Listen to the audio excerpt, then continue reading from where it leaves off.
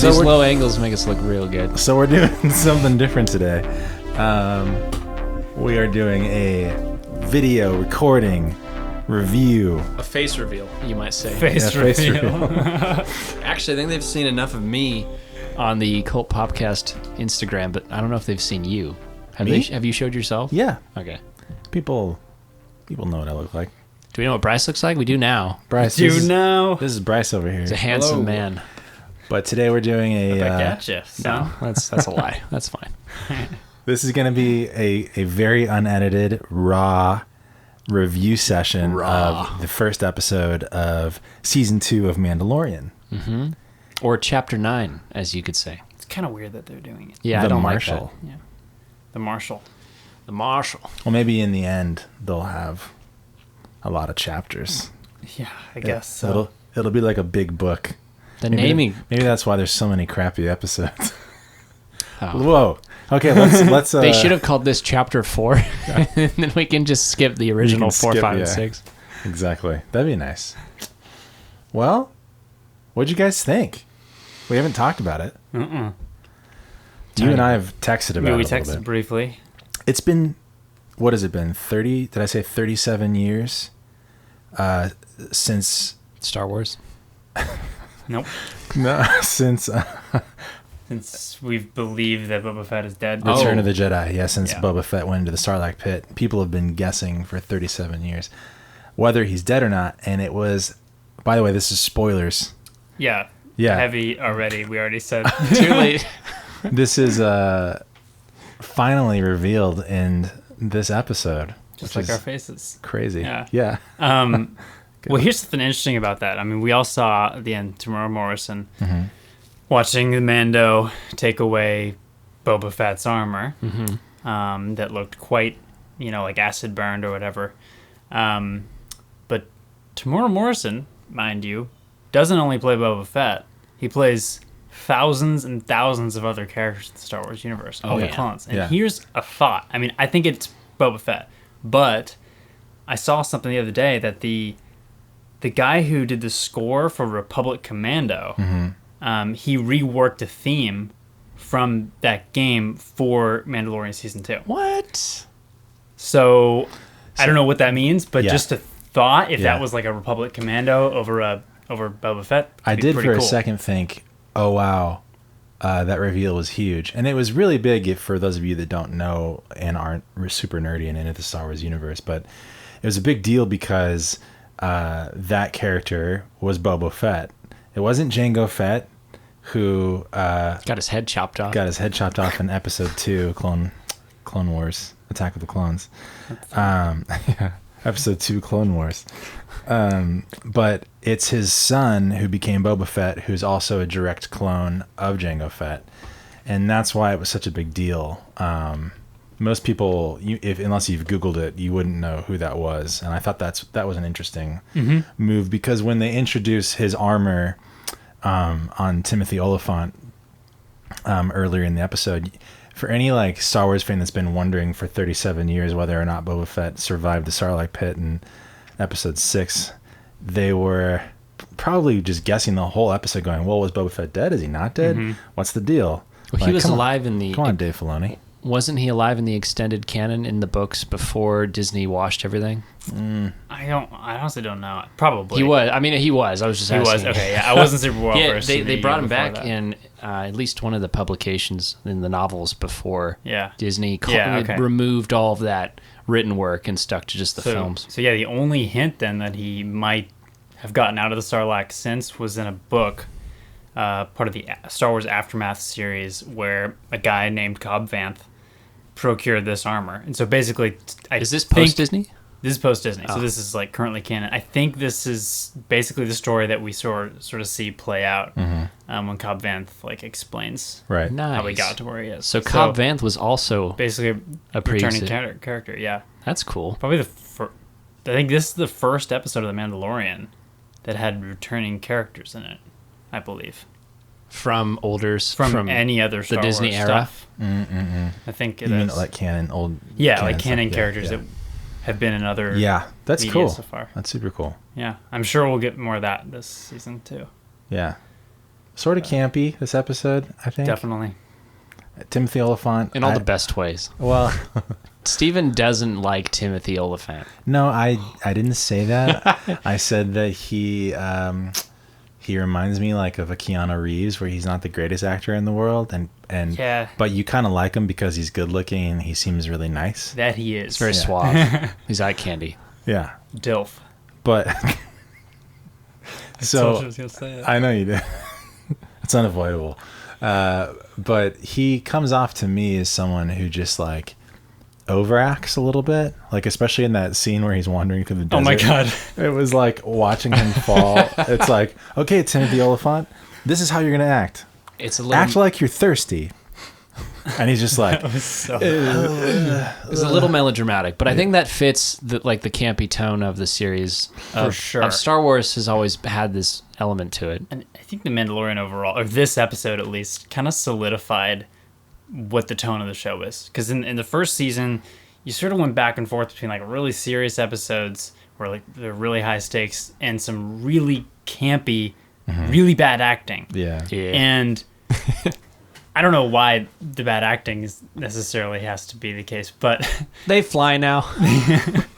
But in this episode, I mean, you get a really good mix of both. Yeah. I kind of don't really understand how high the stakes were or why he really needed the armor. Right. But the stakes are a little more serious, and you get a lot of like really cool, serious like action moments, and you get that campiness, and it's just sort of like ingrained in what the show is now. Yeah. I think agree. It's shown more by the character played by Amy Sedaris. Yeah. Coming back. I didn't love her in the first season, but I do. I like her more now. Steven hates her. She's can add to that campiness. She's the campiest. She's been camping for years. She doesn't do it for me, really. But I don't love her. But Timothy does. He fit the role, I think, for this kind of character. I mean, this whole episode's like a throwback to, or the chunk of it of like Mando walking into the town is very spaghetti western. So you have a character like Timothy Olyphant, I think, who played that character really well. Who's like, yeah, right, you know. Yeah, this whole episode to me, I mean, when I was watching it, wondering whether Boba Fett was dead or alive, and I'm like, why is this guy, is Timothy Olyphant going to be Boba Fett? Like, did they recast him? Like, they could have done that, you know? I was just thinking the whole time while watching it, this bleeds Star Wars. Like, the tone of it, on top of its campiness, which I think it is a little bit throughout a lot of Star Wars, but this show's a little bit more campier than most of Star Wars.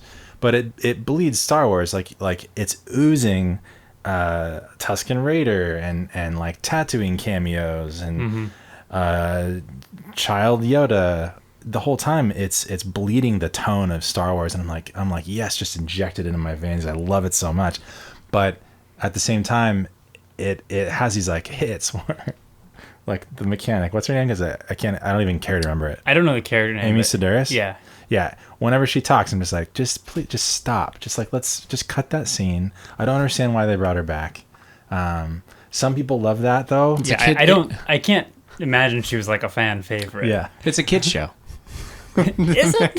No. I mean, it's on Disney Plus, which like is primarily children's material. So it cut somebody in half in the first episode of the show. Yeah, I mean, it's a bit of a meme. Even the animated series has dark moments. It is weird how there's really dark stuff, but then, you know, this is a lot of Star Wars things like that. I mean, well, that was Star Wars. That was the original example. trilogy. They were swinging from Ewoks to this incredibly tense, dramatic scene with Luke Skywalker in the throne room for sure, the Death Star. Yeah, but I was a little concerned when you were talking about the campiness and like being back on Tatooine and all that. I was a little concerned when I discovered shortly into the episode that we were spending more time on Tatooine, because I feel like desert planets, we get a lot of that in the modern Star Wars universe.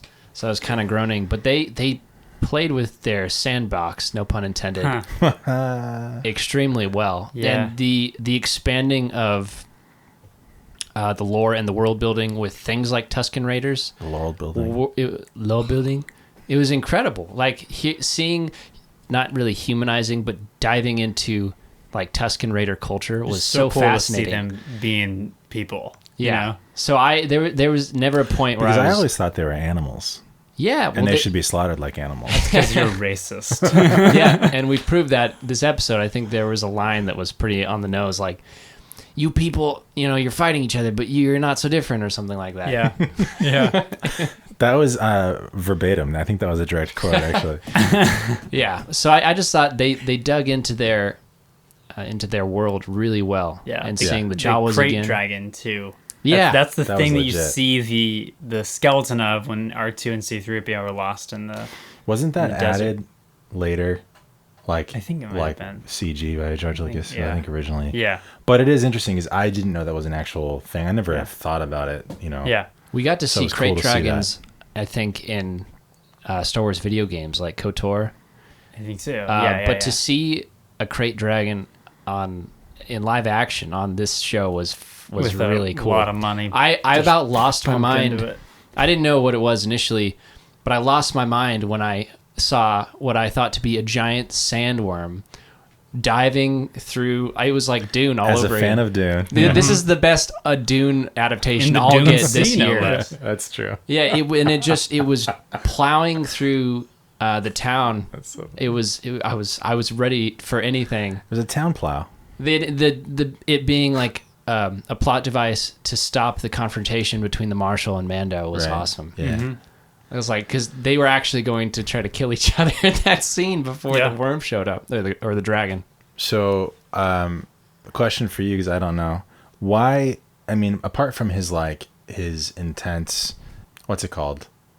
It's not a belief or religion, Mandalorian. Creed. Culture. Yeah, apart from his intense creed, was there a reason that he wanted the armor of Boba Fett? I don't really know. Okay. I think it's just the creed. I think it is just that Creed. Yeah, I didn't understand for most of the episode, but then Cobb Vanth summed it up when he was rallying all of his people. Mm-hmm. He was like, "We got to do all this so I can give this armor back to Mando, to its get it back to its rightful owners or something like that." It's ancestral owners, he says. Do you know if Boba Fett's costume or his armor is made out of the same rare metal that? Yeah, Any Mandalorian armor should be Beskar. Yeah. Well, it's he was stolen the from- part of the plot of season 1 was him replacing part of his armor with that Beskar. metal. Yeah.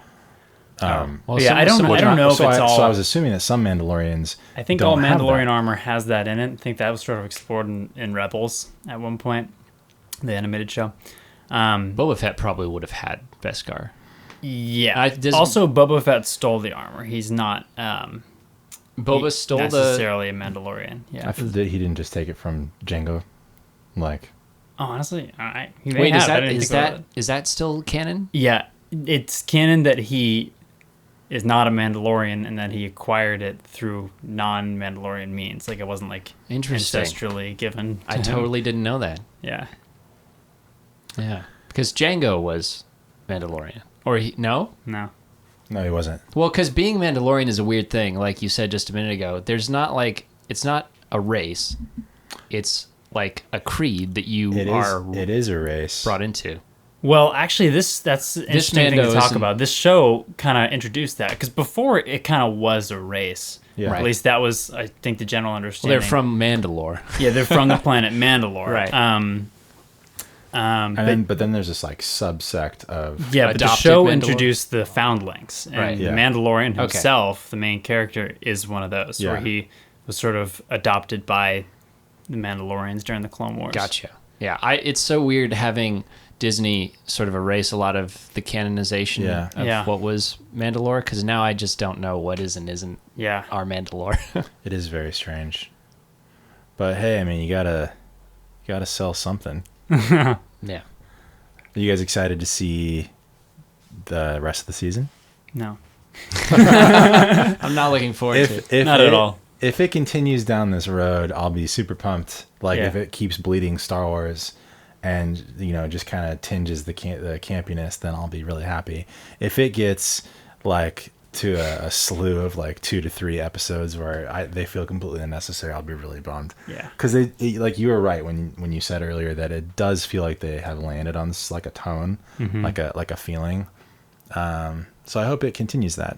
I hope they continue to be this way, because we've talked a bit about season 1, probably not on this podcast, but how it began and ended in a very tonally similar way, where it was very much plot driven and everything was mattering, and then the middle few episodes were sort of just they felt like monster of the week things, where there wasn't really a meaningful. Which is how pretty much every Star Wars show feels like. Yeah, all the animated well, ones, at least. That's I think we've also had that discussion now. It works in a show like Clone Wars because there's so many episodes, but when you have not a lot of time, it feels like kind of a waste of time. But literally a waste of money. this episode felt like the best of both worlds, where we're still driving the plot forward because there's important things happening, but we're also doing a cool adventure that isn't super heavy. I don't know. Like, we have Boba Fett now in the world, which is interesting, which didn't exist an episode ago. But this episode still felt like a mid-season episode where there's just it's unique and it has its own feeling. So I hope they continue doing that moving forward. Yeah, I don't want the episodes to be too segmented as they were in a lot of the cases in the last season, but I think making it feel like a serial, like making it feel kind of serialized, like a 60s, like a Hogan's Heroes type show. That's the vibe. I think it's got to have that, and you're right. This episode totally feels like that. It feels like this could have been the beginning of the season, could have been the middle. And most of the episodes from the last season, besides the last episode, feel that way. So I hope that continues, but, just with a little bit more of a through line. Yeah. Yeah, there has to be something pushing it forward. It can't just be the fact that Baby Yoda exists and you just like showing up to just watch that character on the screen. There has to be some kind of through line. And I mean, we'd still watch it, but well, the other thing too, I think there's a lot of high hopes going into it because this is the first live action Star Wars television show ever, and this has been talked about for the last decade because it was greenlit to go to Fox before Fox got bought. They even shot like a bit of pilot for it. I don't know. Really? Have you seen that? No. It's out there. Go watch it, people. It exists. But it was like it took place on Coruscant, and it was like felt very like Attack of the Clones. From Underworld when it was on the George Lucas written show Underworld. Exactly. Okay, I've seen that. But a live action Star Wars television show has been in the works for forever. Yeah. This is the first one, and so I think the hopes are really high. And for season 1 to start off really strong, and after 3 episodes just kind of take a dip for another 3 to 4 episodes was really strange. Yeah. Especially because Filoni's in charge of it. But I think as long as they continue with Filoni and Favreau, mainly Filoni, I think it'll be good. Did you say Felonious Monk? Yeah. Yeah. Yep, exactly. Exactly. Well, I agree. until episode 2, Until episode 2. probably be tomorrow. Tomorrow night. Yeah. When it comes out. Boom. Yeah. Boom. Yep. Take us out, Gabe. Now that's pod racing.